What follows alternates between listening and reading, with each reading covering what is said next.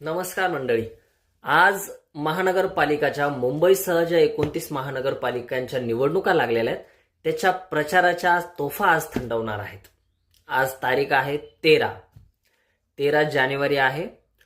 परवा दिवशी म्हणजे 15 जानेवारीला मतदान आहे आणि 16 जानेवारीला त्याचा रिझल्ट येणार आहे, निकाल येणार आहे.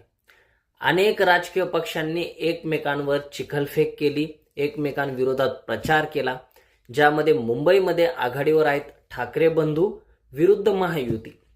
वंचित बहुजन आघाडी आणि काँग्रेसची देखील युती आहे, त्यांनी देखील यामध्ये आघाडी घेतली असं आपण म्हणू शकतो. सुजात आंबेडकरांनी ठाकरे बंधूंविरुद्ध चांगलीच टीका केलेली दिसते. सुजात आंबेडकरांनी ठाकरे बंधूंना प्रश्न विचारलाय आणि मतदारांना आवाहन केलंय की तुम्ही यांना मतदान करताल का?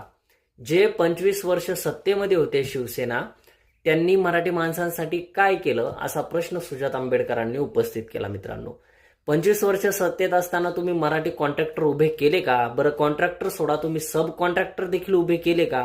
मराठी माणूस महागाईमुळे मुंबई सोडून मुंबईच्या बाहेर गेला, ठाणे, नवी मुंबई, पनवेल, कल्याण, डोंबिवली इथे गेला, तरी तुम्ही त्यांच्यासाठी काहीही केलं नाही. एवढी महागाई मुंबई झाली, त्यासाठी तुम्ही काय केलं असा प्रश्न सुजात आंबेडकर यांनी ठाकरे बंधूंना विचारला.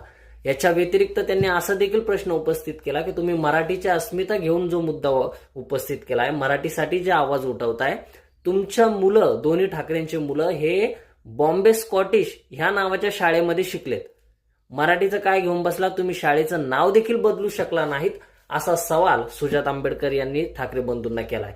त्यामुळे सुजात आंबेडकरांनी ही निवडणूक गाजवली यात शंका नाही. ठाकरे बंधूंना आणि महायुतीला म्हणजेच वंचित बहुजन आघाडी ही एकत्रित, वंचित बहुजन आघाडी आणि काँग्रेस ही जी युती झालेली आहे, ही युती महायुतीला देखील तोंड देते आणि ठाकरे बंधूंना देखील तोंड देते.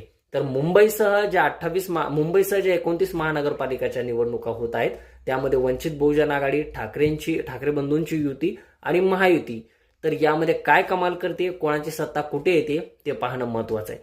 खास करून मुंबईमध्ये सगळ्यांचं लक्ष आहे की मुंबईमध्ये ठाकरे बंधू हे सत्ता स्थापन करतात का, की महायुती तिथे बाजी मारते आणि वंचित आणि काँग्रेसचे काही सेट निवडून येतात का, त्यावर देखील सगळ्यांची नजर आहे.